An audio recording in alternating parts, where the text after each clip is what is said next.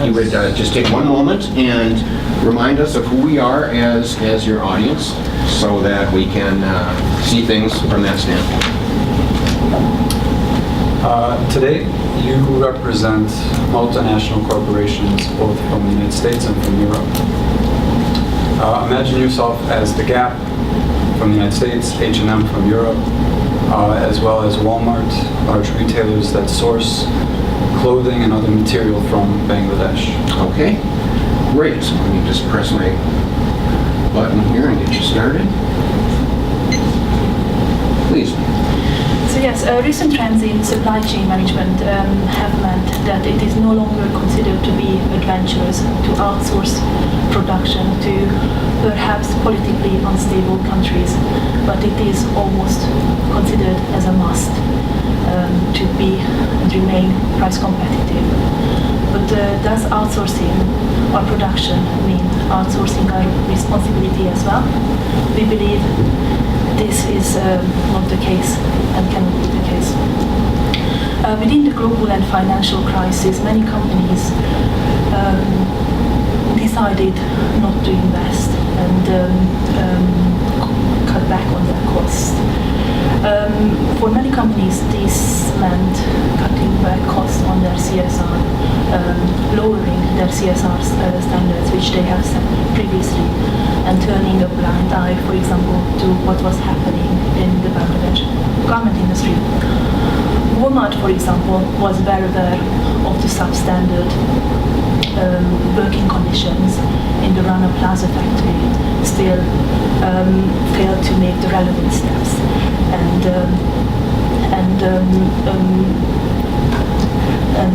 improve the health and safety conditions.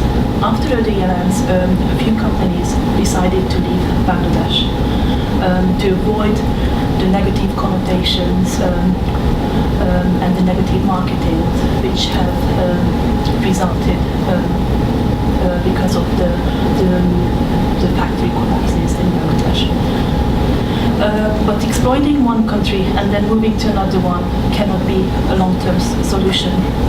And we believe that sooner or later these disasters can be repeated and these issues will reoccur in foreign countries as well.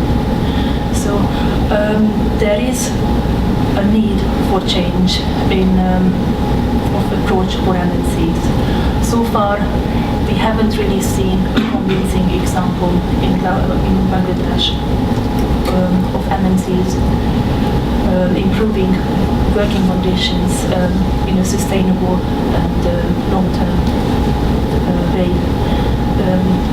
We believe that this is necessary to mitigate business risk within each of these companies. Bangladesh needs the MNCs and Bangladesh needs the garment industry.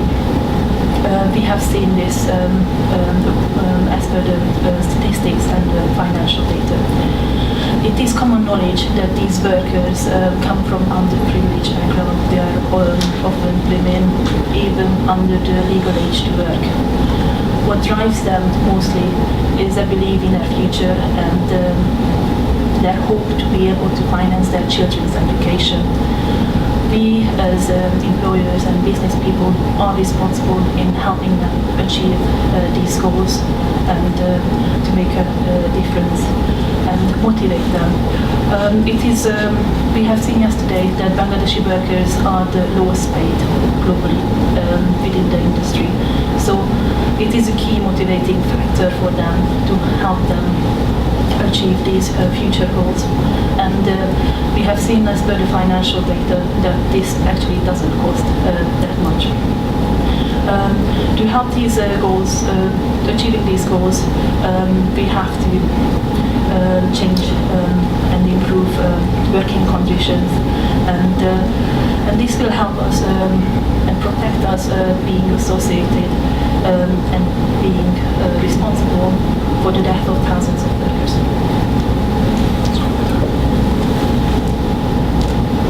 So, in Darfur, there was a long and bloody civil war in which 200,000 people died. The world knew it was wrong, but we didn't do anything about it. There was a general unrest, an unsettled feeling, but we were okay with it because it happened over there. In Bangladesh, millions of people work in conditions where it's inhumane. They don't have access to drinking water and work in safe conditions. But, and we know it's okay. Every time we look at our manufacturing label, we recognize this. We believe that it's happening, but we're okay with it because somebody has to do it, because it's happening over there. In addition, it's nothing personal, it's just business. Money is its own religion, and it's supported by this mantra. It's nothing personal, it's just business. With this thinking in mind, companies are licensed to take on business practices in chase of the bottom line more than anything else.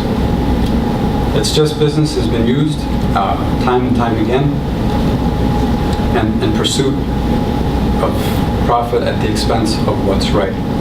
For example, in the case Dodge versus Ford in 1919, the conclusion was corporations could not justify expenditures other than for the pursuit of profit.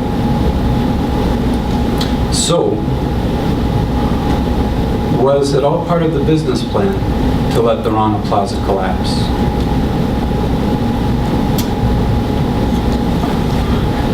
Given the inability of the factory owners to pay a decent wage, to reinvest in their own facilities, we can only conclude that multinational corporations were there just to use them up and then move on.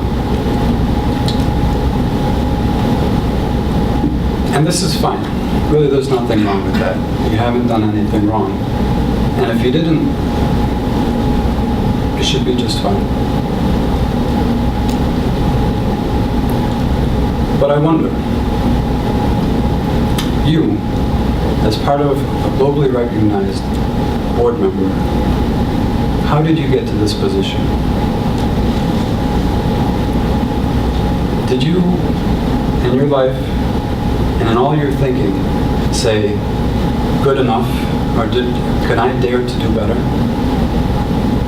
Normally, empires, whether politically or clothing, they all succeeded on doing just good enough, right? Or did they dare to do better? And they dared to do better.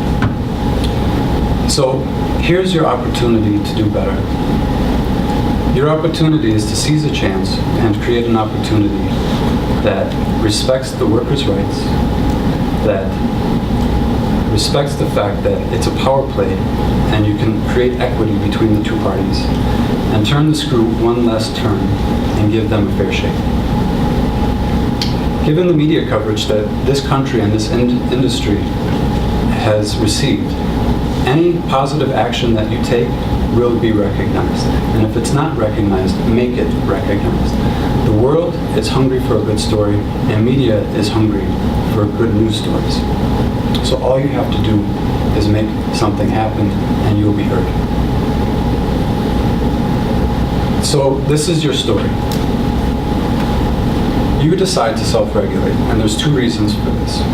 One, because it's the right thing to do, and the other is because it's the right thing for your shareholders. We know it's the right thing to do because it's our fellow man. We can justify that it's the right thing to do by looking at our bottom line as it comes through.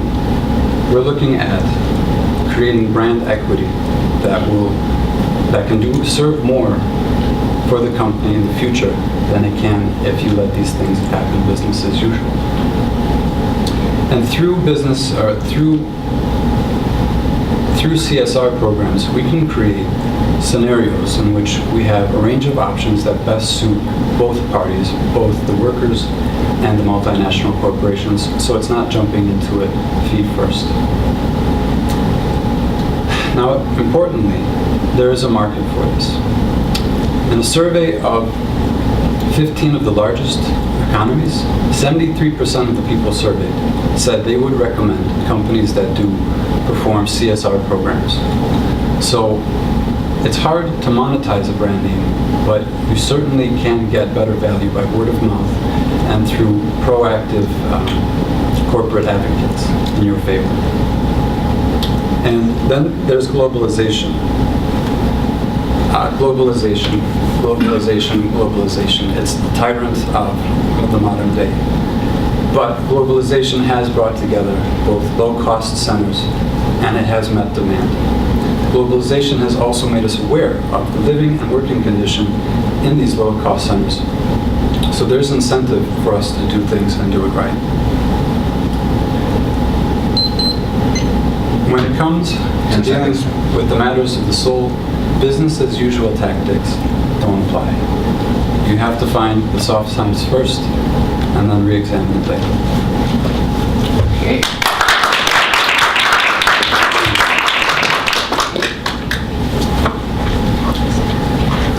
Thank you very much. Thank you. Thank you very much.